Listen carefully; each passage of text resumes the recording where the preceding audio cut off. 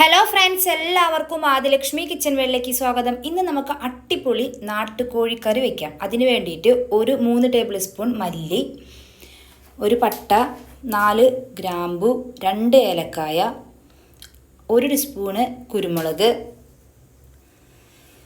ഇതെല്ലാം കൂടി നന്നായി വറുത്ത് മിക്സിയുടെ ജാറിലേക്ക് ഇട്ട് കൊടുക്കുക. അതിലേക്ക് 10 കശുവണ്ടിപ്പരിപ്പ്, 1/2 ടീസ്പൂണ് കസകസയും കൂടി ചേർത്ത് അടിച്ചെടുക്കുക.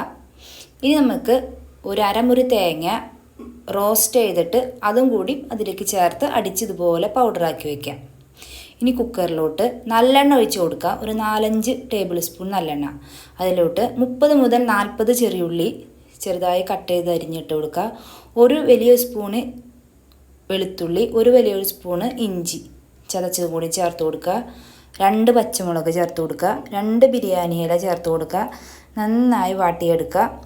ഇനി അതിലേക്ക് 1 കിലോ നാട്ടുകോഴി നന്നായി കഴുകി വാഷ് ചെയ്ത് വെച്ചിട്ടുണ്ടായിരുന്നു, ഉപ്പും മഞ്ഞൾപ്പൊടിയും പോട്ട്, അതും കൂടി ചേർത്ത് നന്നായി ഇളക്കി ഒരു 5 മിനിറ്റ് നന്നായി അതിൽ തന്നെ വേവിക്കുക.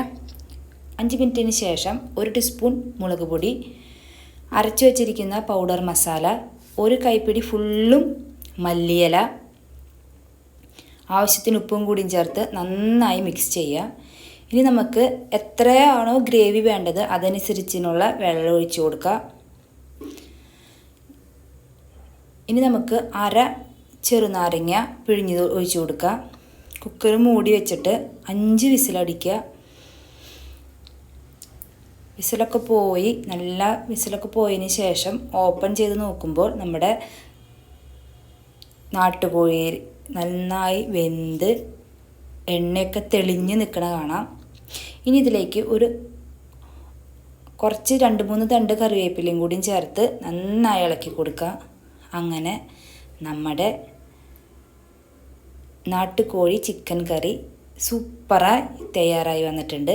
അപ്പോൾ എല്ലാവരും ട്രൈ ചെയ്ത് നോക്കുക. ട്രൈ ചെയ്തിട്ട് ആദിലക്ഷ്മി കിച്ചൺ വേൾഡ് കമൻസ് അറിയിക്കുക.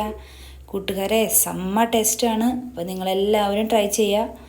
അപ്പോൾ നിങ്ങളെല്ലാവരും സബ്സ്ക്രൈബ് ചെയ്യാൻ മറക്കല്ലേ. Bye bye.